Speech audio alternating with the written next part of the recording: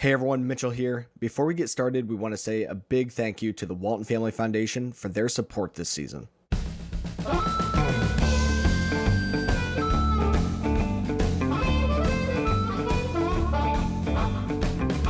We are back. Welcome back to the Fieldwork Podcast. This is the podcast by farmers for farmers.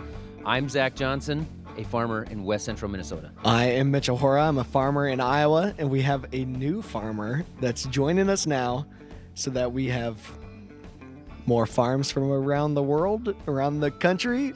I don't know. Tara. Hello, welcome. Everyone. Thanks for in. having me. Thanks for letting me join season 4. And you farm down in New Mexico. Yeah, so my name's Tara Vander Dussen. I'm a dairy farmer in New Mexico. And she's our new host. And I'm the new host. Woo! We had to bring somebody that would actually bring something to the table besides just Mitchell. Somebody that knows what they're talking about. Right. And will read the script and do everything that's in the job description that we don't do. Unlike Mitchell, who doesn't realize we have scripts.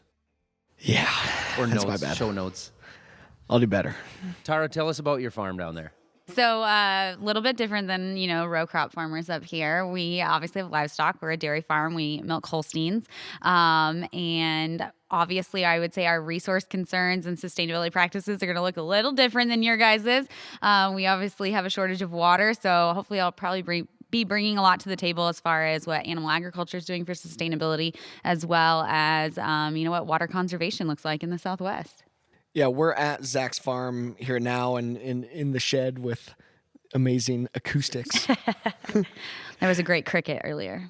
There was, yeah. It settled down. But we've got the dog going in and out and the rainstorms coming and going. Yeah. So it's real. Yeah, we had to introduce Tara to what rain is this morning. That the rain, that's what was falling from the sky this morning when we were on our way here. It was really interesting. It's also very cold. I think it's 65. Yeah, that is. Yeah. Hopefully you'll make it through this show. I'm hoping we've got 1 hour on the clock. Hopefully I can get through it. Yeah, I would imagine that's a while for you. We need to build a bonfire or something over here. Like space heaters. Get a space heater going. Is there a lot of dairy in New Mexico, or at least yes, in your area? There is. There's a ton of dairy. I feel like that is something that kind of surprises people. I don't know. New Mexico is not necessarily famous, I feel like, for dairies, but we actually have the world's largest cheese plant. So I like to, brag about that a little bit. But yeah, we got a lot of dairies. We produce a lot of milk. Cool. Did you grow up on the dairy farm? I did. I'm a 5th generation dairy farmer, and then I married a dairy farmer. So pretty much my whole life is dairy farming. I got a degree in environmental science, and so I always tell people I actually don't work with the cows. So I know it's kind of a weird job on the dairy farm, but I do all environmental side of things, nutrient management, water conservation, just soil sampling, all that good stuff. Kind of the back end of the dairy is what I like to call it. Pun intended. Yep. The back end, the manure application going back on nutrient management. Yep, nutrient management. Lots of nutrient management. Organic nutrient management. Definitely. So, and that's all for compliance? It's state compliance, or that's federal compliance and stuff too? Yeah, a little bit of both. Federal compliance, state compliance. Obviously, we deal with water rights, so some of it can even be, with your Office of State Engineer, tracking your water use, all that fun stuff. I would imagine that it is, yeah. So is this something you're doing it for the state of New Mexico and not just for your dairy? No, so I am an independent consultant, environmental consultant. So the our dairy and then other dairies in the area are my clients, actually. Got it. And so I consult for dairies, on dairies' behalf. I'm kind of the liaison between dairy farmers and their state, regulatory agencies. Sure. So I would imagine, you're going to be able to bring some different perspectives to this show for sure, versus what Mitchell and I deal with here, like you said, on row crop stuff. Yeah. I'm excited to share, livestock with you guys a little bit. Next time we got to go down to New Mexico. It's probably warmer there. It for sure is. It's a little bit warmer. That's what we're saying. We're going there during the winter when it's negative 20 up here at Zach's place, and we'll get down to Tarzan. That sounds like a It'll good be plan. 30, and we'll be it's freezing. And you guys will be it's shorts weather. There is some big dirt track races there in January, so if we have to do that, we could make it work. Yeah. Work trip. I don't think I've told Zach this, but my dad has an active sand dune in the back of his dairy, so there's a 2-mile track in the sand dune. So come on down. Let's have some fun. What is a active sand dune? Like, Yeah, you guys got to teach me about rain. I don't know get what to that teach is. you about sand dunes. So active sand dunes, they're moving. They're like growing, changing. They like sounds like. roll through. I thought active just meant like you just show up. Bring They're your stuff. really active. Yeah, you Yeah, go out there and you yeah. are active on the sand dunes. These things are alive. Yeah, they're alive. Does it ever go The inactive? hills are alive. The hills have eyes. So wait, how far does this thing move? Like, is it like every year it kind A of like little goes all the way bit. down Actually, and so like I comes looked- up every year? I got like super geeky on Google Earth and went back to like the 80s, as far as far back as you could go, and you can see it changing and moving. It's really cool. You can do it with any sand dunes. It's pretty cool to see. Zach, how do your sand dunes move up here? Well, see, on this show, we talk about trying to keep your sand dunes in place. Yeah. Yeah, have you ever tried to cover crop your sand dunes so that it doesn't move? Yeah, we farm in the desert. We definitely try to cover crop all the sand. How does that work for you? Yeah, well, I mean, it definitely helps. So yeah, we have some weird practices that we try to do to help the sand. I don't even know what question to ask. I'm Cover sorry, crop we headed on in the a sand. weird direction, I'm huh? already confused. Can we go back to two hosts? I lost my job already. It was so much easier when it was just like black dirt, flat, snow. Now I'm Snow like for most bringing of the in year. spotted cows that moo. I'm sorry. Spotted cows that move. Yeah, I'm bringing that to the table. So we had you on the Fieldwork podcast and like, I don't remember like if it was season 1 or 2 or sometime. It was a like while ago because it was in studio. So But like because we were in the studio in St. Paul. yeah, and I was in Zach the and I studio were. in New Mexico. Yeah.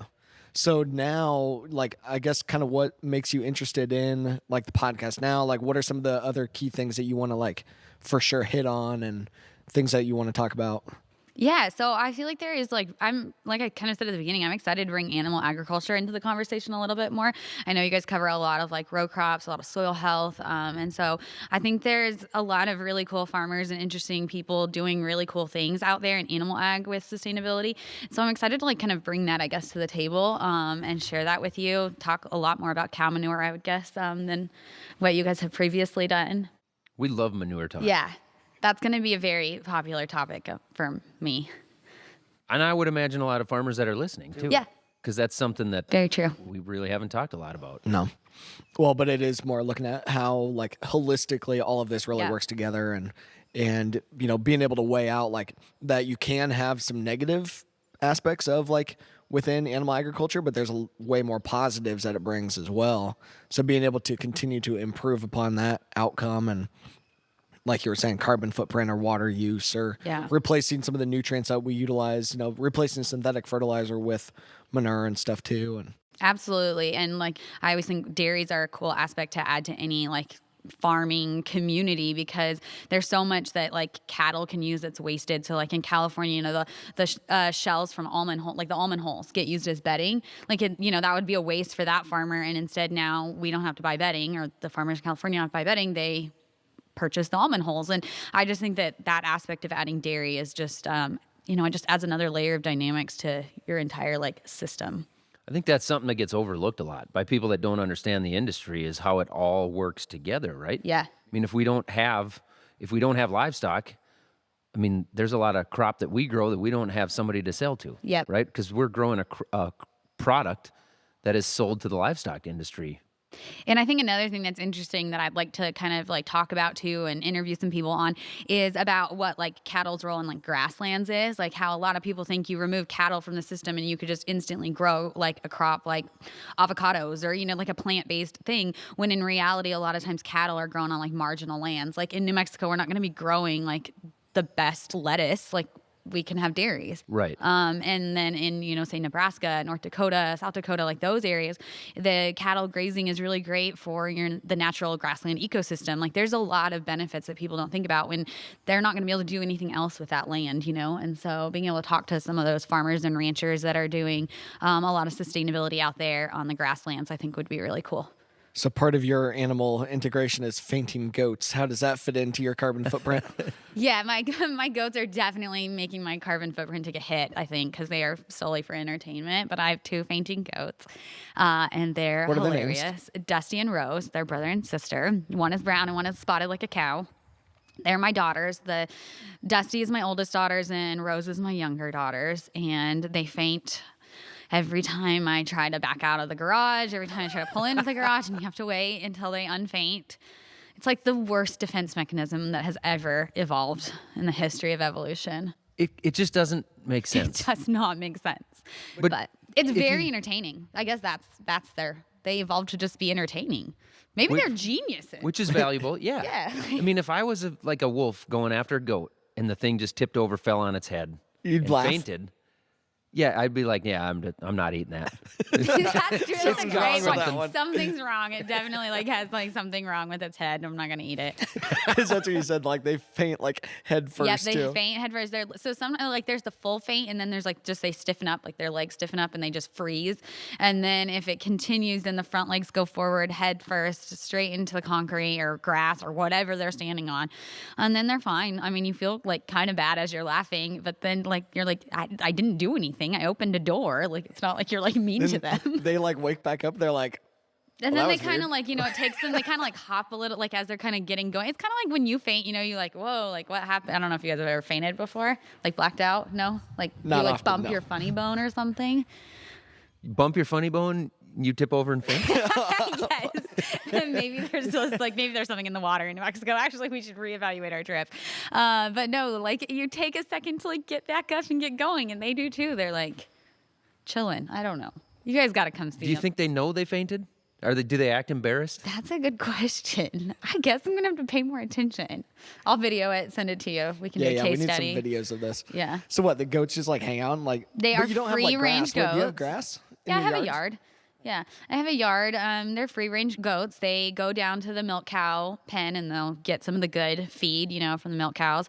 And then they cross the street over into just some natural grass area. We call it their daytime feeding grounds. They cross the street, go eat over there Why did the goat cross the road? to get to the other side, for sure. No, to get to the daytime feeding ground. Yeah, so, the goats are quite entertaining. I have a really important question about fainting goats. Yes, Zach. If it's standing in the water and you scare it, does it tip over in the water? I think we've covered this, but there's not standing water in New Mexico, so I think we're Yeah, remember the lakes have no water in them. Yeah, I think Okay. we've covered that. Let's say you're in Minnesota If we and you take your goat on a boat. Goat on a boat in Minnesota. I would imagine if you toss a fainting goat off a boat in Minnesota, it's going to hit the water and faint. I think that'd be a bad idea. I don't think they Yeah, but they swim. would. Are you down a goat? Probably. Do goats swim? That's probably the first When thing they're we ask. unconscious. When they're unconscious, they're do they actively start swimming? I'm not sure how that would work. I don't either. Okay, we have a few experiments now we're going to run on our goat. Yeah, we need to get some goats around here. Yeah. If anybody listening could help us out by getting Zach a couple of fainting goats, You would really We have help some our work to do. case studies. It'd be interesting enough. But if they start fainting every time I need to get somewhere with a tractor and they're That'd sitting probably in front get of a me, little annoying. they're just not going to last. Yeah. they're Yeah. not gonna last. It is a I'm going commitment. to take him to the nearest puddle and scare him. Having fainting goats is definitely a commitment to, slowing down and taking your time. I'm not good at that. Not good at that. Yeah, the dogs around here, they've got to move, or they've been ran over twice. Or your dogs both. have been Well, ran that's over. how you learn. School of hard knocks. You get run over once, you don't sleep under a pickup again. Yeah, true. It's good. So yeah, what if they're underneath your vehicle and they Yeah. faint and you don't know that they're down No, there? you do have to I feel like it's a conscious thing now that you kind of scan for the goats a little bit. You do a quick goat scan. Yeah, do a quick goat Quick. scan. Your morning starts with a quick goat scan, and then you go. Survey the area for the fainting goats. Figure out where they're at. Oh my gosh. You guys got to come. They're hilarious. Add it to the list. Pretty New excited Mexico about things. going yeah. and checking out the goats. Yeah. Feel like we could have some fun. How do they play into the sustainability side of things on your farm? Yeah. Great question. Come back to me. Organic fertilizer for the yard, Yeah. Zach. Yeah. And we don't have to run a lawnmower. Just kidding. That makes sense. Totally not Lower true, carbon but footprint from your lawnmower. Yeah. Lower carbon footprint, natural fertilizer, aerates the grass, I would guess. Great. Thank you. Thanks for helping me with that. Yeah, you're welcome. Yeah, you're welcome. No problem. It's no carbon, grass-fed fainting goats. Yeah. Makes all the sense in the world. It Zach. really does. All right. More serious question here.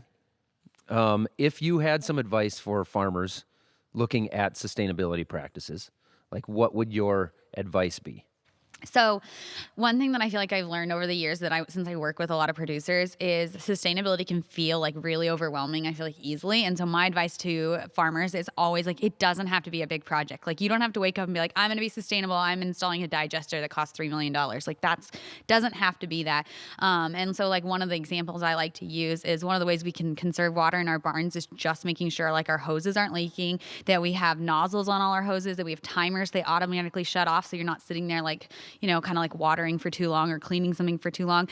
And that has a massive impact. Like when you look at water usage, when you track it in the barn, like every day, meter readings, you can really see how like a super small management practice like that can drastically reduce your water use. And like it goes so much further than that. Then you're not using electricity to pump out of the groundwater, and you don't have to run it through your separator at the end. You don't have to put it on in your fields. Like it's that whole, like just by not using the water from the start, you can save a lot down the way.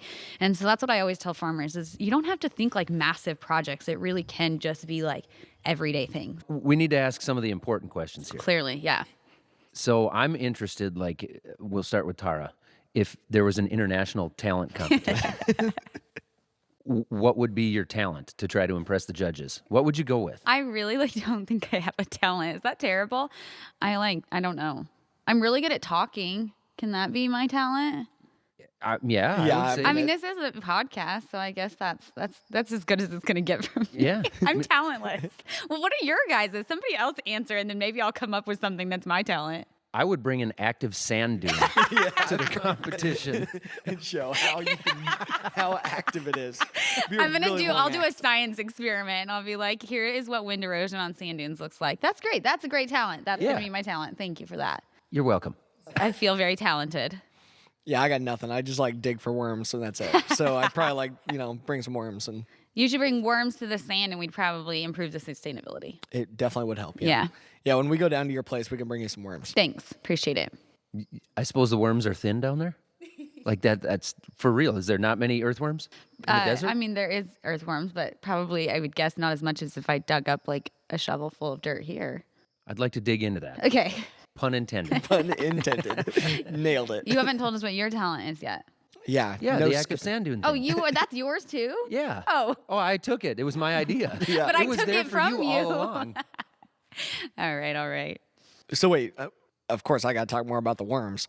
So do you know like what your organic matter and that kind of stuff is in your area? It varies like really widely, but it can be like lower than 2, and then there's other places it's better. So one of the things we do is we will apply a significant amount of like our solid manure to try to build up the organic matter in the sand, especially on drought years when we know it's like blowing really bad. New Mexico is known for its wind. We will use like cow manure to hold down the sand, because we will have places where it like sometimes will remind you of pictures from the Dust Bowl where there will be sand blown over the road, and then there'll be like signs like blowing sand, and so when that happens they try to contain. So now we're talking about controlling the active sand dunes with Yep. manure and cover crops. It's Yep. a double whammy. Yeah, and then sometimes we plant I would guess you guys don't do this, but one year it was really bad, and so we planted our rows like in, what would that Like a be? crisscross? Yeah, like Cross hatch? crisscross to Weird. try to slow down the wind from blowing the sand across. So we do some crazy things. We try to get creative in New Mexico. Do you do any tillage? We try to do minimal till. There is some tillage with dairies. Obviously, you're trying to get silage, and so there is some till, like when you need to get the silage trucks in there and things. But we try to do minimal till, essentially. So what kind of crops are you growing for the dairy? And if you're growing crops off the dairy for grain, what do you grow? Everything goes to the dairy that we grow. And that's probably the biggest thing we're doing for sustainability is really looking at different types of crops we can grow. We talked about this a little bit yesterday, you and I, that, just experimenting with new crops that are drought tolerant. So this year we grew canola. Last year was our first year to grow it. We've tried oats. We do triticale, winter wheat. Not a lot of corn anymore. That's, a little bit of corn here and there if we think we're going to get some rain that summer. A lot of hay grazer, sedan, sorghum mixes, just some different varieties, just kind of seeing what works. Yeah, we like to keep just corn and beans. Yeah. We used to keep to 2 crops too, and now we're trying to, branch out. I think we had like 5 different crops on our dairies this year. And everything gets chopped for silage, or do you guys like wet bale anything? Or No, pretty much everything is silage. And then we work obviously with farmers in our area to get additional corn silage and other things we need. I mean, How did the canola turn out down there? That was That's an really interesting project, to say the least.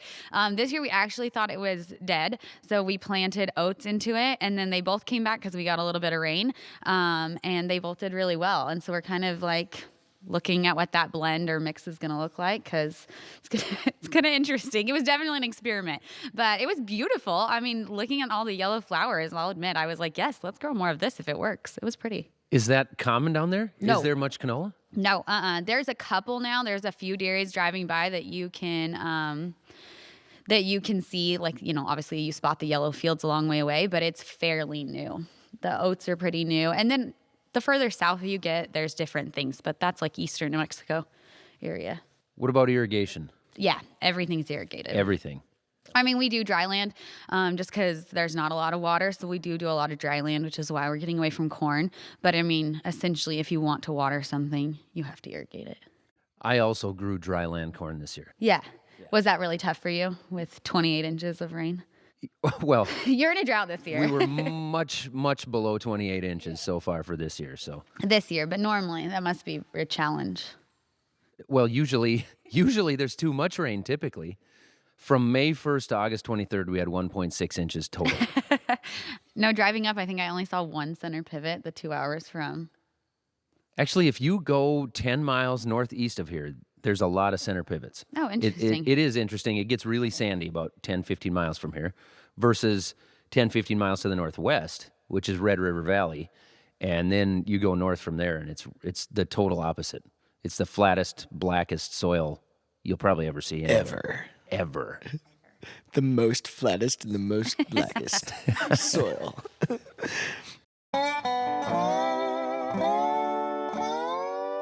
We'll be back after a short break. So why New Mexico? Why is there all the dairies? Why are they in New Mexico? The reason for the dairies in New Mexico is if you've ever been to New Mexico, there's a lot of wide open spaces. So we have open lot dairies, which is very different than, like, say, the Midwest or just anywhere that really gets like rain. So our cows are outside all year round with shades and wind blocks. And so, yeah, wide open spaces. There was great feed where we moved, a lot of farmers to work with. So you're saying the land cost is a little Like bit cheaper? zero, yeah. Like very cheap. You guys would probably, like laugh at us. Yeah, there was land just sold in my neighborhood just a couple days ago, over 16 grand an acre. Yeah. $16,000 an acre. Right. Crazy. So you picked up some land? No, I did not. With some spare change you found in your couch. I did not expand the operation. No. It did stay like local though, and a local farmer was good. able to get it. So, yeah, and he it's right there, right close to his home place. So, yeah, at least we're in Iowa. Like, yeah, there's been some like outside people kind of coming in and doing it, but for the most part, staying all local.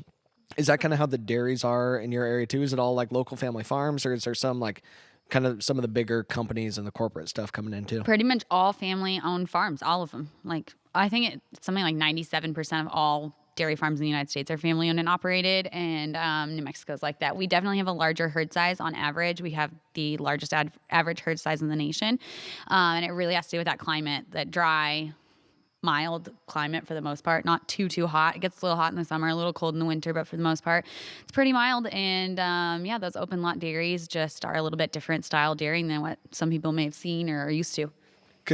And part of that is your elevate. You're like pretty high up. Yeah, we're like 4,000 feet elevation. Really? Yeah. Is it mountainous there? No. No? High plains. High plains. I So mean, the it's Rockies mountain are west is- of you. No, I mean, we have mountains in New Mexico. Like, you can go snow skiing and all that good stuff. But not in eastern New Mexico. It's all high plains. Got it. I didn't realize the elevation was that high. Yeah, it's a lot higher than people think. Huh. Yeah. But you- Albuquerque, New Mexico, it's actually higher elevation than Denver, Colorado. that blows me away. Fun fact of the day. That's a really fun fact right there. Yeah. Seems like a lot of work to walk to Albuquerque. Yeah, it probably would be. Uphill all the I time. don't recommend it. You guys are coming to New Mexico. Yeah, I'm going to drive you guys all around. No, New Mexico is a really diverse state. I mean, you guys were kind of talking about that with here in Minnesota, but like you go a little bit south, there's dairies, in like the Roswell area as well. They have like surface water there, definitely more like barley, corn, triticale there than what we grow in Clovis. And then you keep going south and you have obviously Hatch, which is like green chili capital of the world. And then down into Las Cruces, like Mesilla Valley, you got lots and lots of vegetables and all sorts of stuff down there. But it's warm down there, obviously. They like grow palm trees and stuff. So it's a very diverse state. And then up north, you have lots of mountains, skiing, that whole side of things. Tara, going back to some of the sustainability stuff and like the tracking and compliance things that you do. Yeah. Like, what do you see as like what's going to happen there as this continues to go forward? Like, what's the momentum like down in New Mexico or for like dairy overall with, a continuous push towards sustainability?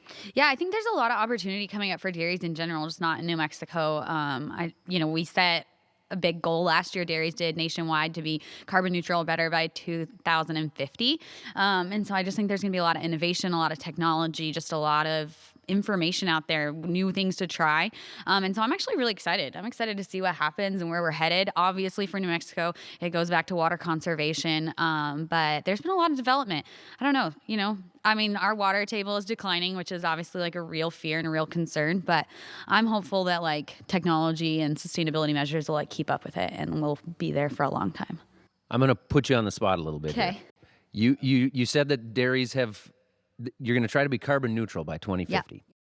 I would imagine as dairy farms that this is not something where you're going to purchase carbon credits from row crop farmers, right? You're going to actually be a carbon neutral business? Yeah, and we actually just did a whole project with our co-op to figure out where we're at carbon-wise and see how close we were to like carbon neutral and getting there. And so, there's lots of different options. I'm sure here in like the Midwest, there's a lot of digesters that help dairies.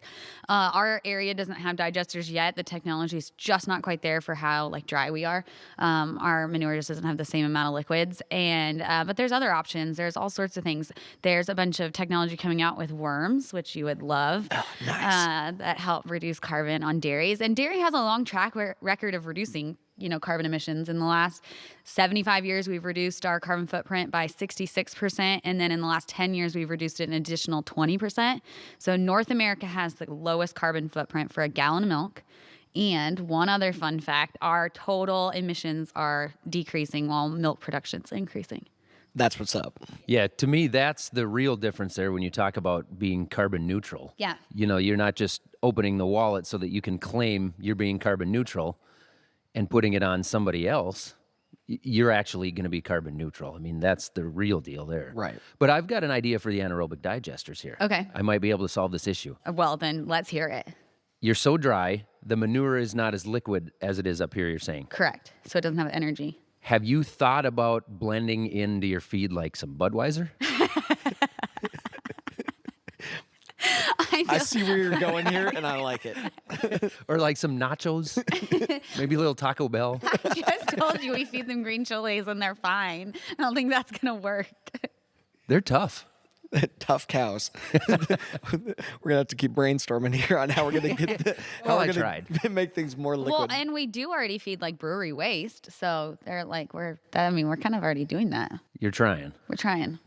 They already beat you to the punch, Arizona. Yeah. It's tough to liquefy a cow. Yeah. Really tough. Really tough to liquefy.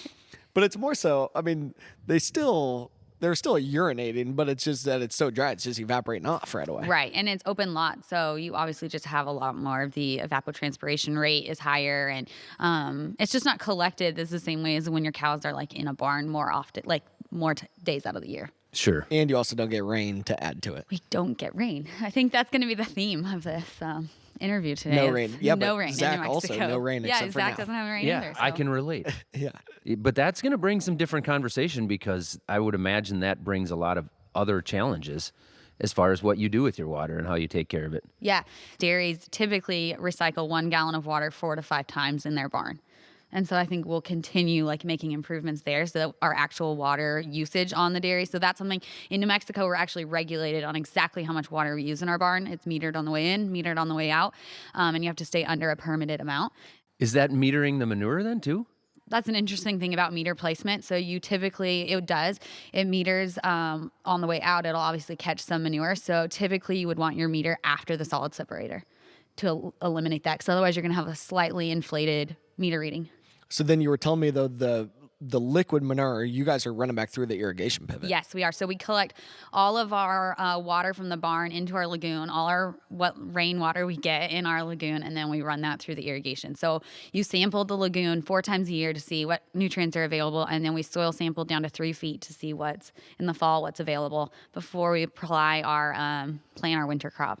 That is a lot of sand when you're taking a sample all the way down to 3 foot deep. 3 It feet. is. Hey, yeah. sand's easy to sample. It's when you hit like caliche and stuff that it sucks soil sampling. Hit what? You guys don't have caliche? Oh my gosh. This Is that code It word sounds for delicious. It's like really hard calcium rich dirt. It's like white. It's not. Caliche? It's totally different than like a limestone. Yeah, I think so. No, so I've we have never like heard that word. well, so like some of the soil around here, you can get like little calcium deposits. Oh, It's okay. more so where you have like little white specks in the soil. Is that Oh, what it is? okay. No, ours is like all white. Oh, I it's don't know. It's completely called. I'm really confused. I'm like, wait, we need to like go back to the basics of soil, like texture profile, and like evaluate the differences.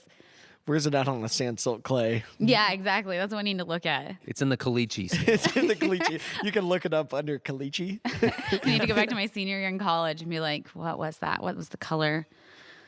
I don't know. So I'll like bring you around guys here, some. they'll have like little calcium deposit stuff, but it's from like the water table coming up, and like you have wetting and re-wetting, like the water table moving up and down. You'll get those like little deposits. Especially there's some fields a few miles from here that are down like at lake level. We've got some big lakes, and you can see, especially in the spring, the soil's like white. Wait, you have because the lakes calcium in separates. Minnesota? We have lakes in Minnesota. Yes. Oh, I think that's gonna be another difference. You guys probably don't know what playa lakes are. No. They're what New Mexico calls lakes. They're not really lakes. Are they man-made? No, they're just natural. So it's so flat. There's natural like depressions that water collects and recharges the aquifer. They're called playa lakes. I think it's like a Southwest thing though. I don't know that they're like anywhere outside of like New Mexico, West Texas. It sounds like it's just a lake. But it There's a doesn't have depression actually where water. water But they sits. don't actually have water in them most of the time. There's not a lot of water. So it's more just like a little It's just valley. like, yeah. It's a puddle. It's like a valley that maybe has a puddle in the bottom of it. Yes. So you're saying you cannot take your boat out on it. Correct. Well, you could. I mean, in theory, yeah. You just wouldn't be able to really do a whole I lot mean, with yeah, your boat. you might hit your prop like on the bottom. That's a problem. That's a problem. Yeah, so that's another difference. We're gonna have to. Never done that before, right? Definite Oh difference. well, you know what? We're gonna have to interview a farmer about them because they have to make terraces so that the center pivots go over the playa lakes. That would be great. It's really interesting. It's through NRCS. Got to interview someone about that. Weird. So They they can school you build guys up like on a 'em. terrace like through the middle of it. Yeah, so you- that the pivot can cross over. Okay, so these playa lakes are not very big. They're like a couple 100 acres at most. Yeah, they can be bigger, or smaller. It really just depends. But most are like not that big. Yeah, pretty much. It sounds like kind of like a little valley. Yeah. Do you farm through them? You can, yeah. You can. Yeah. How big are the fields there? Are we talking like Most center pivots are 120 acres. It's like average, but now there's bigger ones. There's obviously smaller ones, but I would say So- 120 is like average. a lot of quarter sections? Yeah. Okay. Similar to where Mitchell and I are from. Yeah. So it's all like gridded out and stuff, right? Yeah. Like all your roads and everything is all square. Yeah. I mean, we have square roads in New Mexico. Square roads.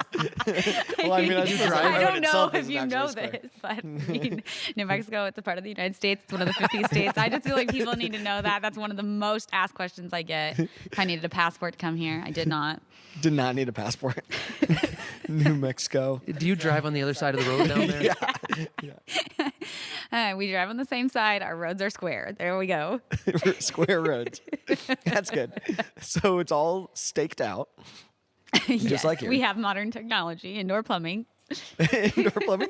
Wait, Wow. Do you guys have the internet on That, computers? you There? know what? The internet's kind of spotty, but I mean, in theory, we have it. Internet's on computers. Cool. Seems fancy. They barely have Yeah. that here. It seems way too fancy. So speaking of that, part of what you do is a lot of outreach, a lot of like telling the story, using Yeah. social media. Tell us maybe a little bit more on like how did that come to be? Yeah, so if you follow me online, you probably know me as New Mexico Milkmaid. That's what I go by. And at dairy farming, there's a lot of misinformation out there around sustainability. There's a lot of misinformation about animal welfare. When I started sharing, I felt like a lot of people were doing a great job about talking about animal welfare, but people weren't really talking about the sustainability side of things. When I first started sharing, I really was kind of nervous to share because I wasn't going to share about the cows, which was going to be kind of weird to be a dairy farmer not sharing really about the cows. But I focused on water quality, manure management, what the cows eat as far as sustainability goes. And it's been a lot of fun, to say the least. And I feel like I hopefully reach some people, change some people's minds about, what dairy sustainability looks like. So when did you start that channel? So I started with my blog originally about 5 years ago, and then I started sharing on Instagram probably a couple years ago, 2 or 3 years ago. Have you gone over to TikTok? I kind of did, and then when Instagram started Reels, I just decided I was too old for that and stuck with Instagram. Are you making the Reels? I am making Reels occasionally. I've never made one of those. Really? They bug me. They're too noisy. I like my social media to be quiet. Yeah, I want to read. Isn't that kind of weird for a person who shares on YouTube? Isn't there audio attached to your YouTube? But I don't watch YouTube. I'm just on it. I don't watch any of it. So I really like Reels because I have a hard time recording video in New Mexico because the wind is so bad. If I want to record outside, it is always, my audio is terrible. So the Reels are kind of fun because then I can just put music over it and not worry about it. Is that year round or is that a seasonal thing? No, the spring is really the worst, but it's pretty much year round. We're really flat, so there's just not a lot to stop the wind. High plains. Yeah. When you say it's windy, what's the wind speed on a average day, normal day? I would say an average day is 15. Okay. And then, so maybe what it is here today? Yeah, probably. Maybe a little more. I don't know. Your trees seem pretty we don't really have trees, so it's hard to judge that. Hard to judge. Yeah. But I don't see a flag, but it looks like it's pretty still here. Yeah, it's not that uncommon. In the spring, it's not that uncommon to have 40-mile-an-hour winds, for multiple sustained days. Do you have to be careful not to stand too close to a sand dune? Because you'll just might disappear. end up underneath That's it. why they move. Yeah. They try to... They literally eat people alive. They actually eat fence lines. Have you ever seen that where the sand dune just takes out the fence? They have floating fences that float on the sand dunes. What? What? No, come on. You are making this up. I am not. In Glamis and stuff, they have sand dunes that float because they. That's not the real name of a city. It's the name of a sand dune. No, they have floating. I don't know how they work exactly. I mean, I'm not a fence engineer, but I mean they stay on top of the sand. On their own? I'm sure they probably need some help along the way, but a regular barbed wire fence will just get it'll be just gone. The sand will just move over top of it. Right, that makes sense. But eventually it'll move over and the fence comes back, right? Yeah, I mean, I guess it just depends how many acres of sand you have blowing your direction. I need to know about these floating fences. Around here it'd be just floated on your lake. Right. It'd be fine. Right. Yeah, Yeah. it's probably the same concept, I would guess. Floating on a lake, except for floating on a sand dune. I'm trying to think of how this could even work, but I suppose it's just got some kind of a base on it. Yeah, they or have whatever, big bases and stuff. Yeah, I'm gonna say I feel like I'm stepping outside of my lane here, but We do that all the time. Are we adding this to our list of what we have to go see when we go to New Mexico? yes, White Sands. I'll take you to White Sands. That's our coolest sand dune in New Mexico. It's all white sand. Is that why they call it White Sands? Yeah, it's kind of it's a very descriptive name. You're what are we going to call this sand dune? White Let's just call it White Sands. It seems great. It's very convenient. Yeah, it makes sense. Yeah. It makes sense. Yeah, it's really pretty. Every once in a while, it's super rare because it's in southern New Mexico, but it'll snow on it, and you literally can't tell the difference between the snow and the sand. It's really cool. That's pretty white. It sounds cold. It Like is. a terrible beach. I'm sure it melts by that afternoon, but the hour that it's there. For the hour that you have snow, you're wow. So pretty. I should go buy a snowmobile. All right, you guys have been asking me all the questions, so now I'm going to ask you guys at least one question. I feel like I have earned that. Uh-oh. We're the original Do I get hosts. We ask Yeah. the questions. We'll be interviewing as a team. Do I get to ask one? Have I earned that after, 1 hour of talking with I you guess we do guys? have to test and see if Tara knows how to ask questions. That way we can just let her take the lead on all the rest of the interviews and we can just like hang out. Yeah, that's fine. All right. So my question to you guys is, what are you guys looking forward to this season about learning, sustainability things in, like, say, the Southwest about animal agriculture or wherever? It doesn't have to be in the Southwest in animal ag, but what are you guys looking forward to? I mean, everything we've talked about already, like the livestock side of things, the fact that you don't get much water. Like, how do you handle that? What is the water situation there? What are these lakes that don't actually exist? Yeah. That's weird. Do fainting goats, will they die in the water if you scare them? Do they swim? That's a big question. That's at least an episode and a half. Yeah. Yes. We ask the tough questions here at Fieldwork Podcast. And for me, we've been talking a lot, of course, about like carbon market kind of stuff. So I'm assuming we're still going to be talking a lot about that here this year or in this season. So interested in like, how is that going to work down south? Where like, how can we help farmers can we sequester carbon down there? Can we really, build it up as aggressively as what we can, maybe further north where we do get rain, but also where we freeze up during the winter too. That's going to impact your ability to sequester carbon. So it'd be interesting to see, how just that completely different area is going to really impact, the ability for that farmer to maybe enroll in a carbon market as they develop or other sustainability initiatives. Like, it's going to be totally different. No, and that's always one of the interesting things about sustainability is that there's such regional differences. There's resource concerns in different places. What you guys are concerned about is obviously not what we're concerned about. And so how does that play into the overall, sustainability, like goals and things that we've set and what our plans are with carbon markets and different things? It's going to look so different in different areas, which I think is also like one of the awesome things about it. That's the big driver is like, here's the overall targets, here's the goals of continuing to do things better and continuing to drive sustainability, but allow for those farmers to be innovative and figure it out for their operation within their own resource concerns, within their own scope of what they're dealing with. And as long that to me is regenerative ag is continuing to improve upon implementing the soil health principles and just trying to keep looking, like you said, at that 30,000 foot view of how does this fit holistically into our system. And yeah, there's going to be some great stories I think we can tell to continue to really highlight that and figure out how it's going to work for pineapple farming too. Yeah. So, Right. I think that's part of the reason why, you mentioned that farmers tend to not like the word sustainability. I think that's part of the reason why is because sustainability doesn't look the same for you as it does for me, as it does for Mitchell.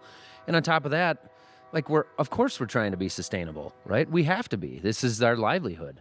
Yeah, and I think, farmers, I feel like, have done a lot of things. There's a lot of room for improvement. I don't think anyone's denying that. But I think making sure farmers get credit for things they've been trying along the way, even before it was, quote unquote, air quotes, sustainable or green. They were already trying to do things better and improve things. And so I think that is why sometimes they come to the conversation maybe hesitant. But I think there's just so much opportunity. And I think that's the way we have to look at sustainability, is that opportunity for farmers and the future.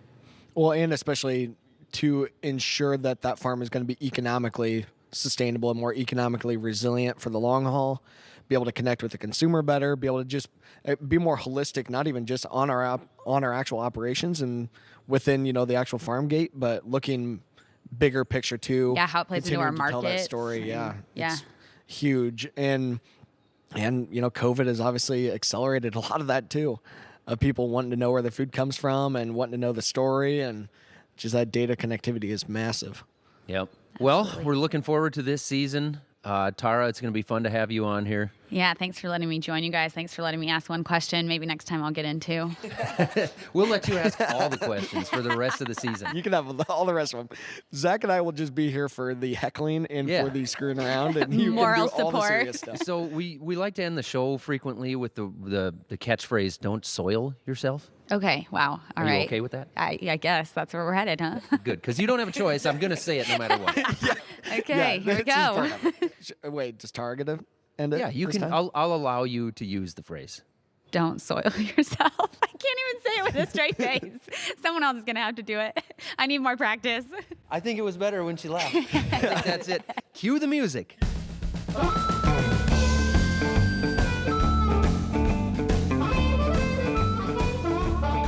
Cue the music. That's the end. One take on it. Tara's gonna have to practice for the next episode. I will, I promise. That's it for the Fieldwork podcast today. Our show is produced by Todd Melby with lots of great help from Anna Canny. Kristen Schmidt runs our social media, and Lauren Humper is our project coordinator. Thanks to all the technical directors at American Public Media who help us record and mix the show. Be sure to check us out on social media. We're at Fieldwork Talk on all the usual channels, and we'd love it if you wrote us a review to help other people find us. And don't forget, you got to call us up. Give us your questions, comments, whatever you want to chat about. Call us at 651-228-4810. That is 651-228-4810. Thanks for listening, and we'll catch you all next time.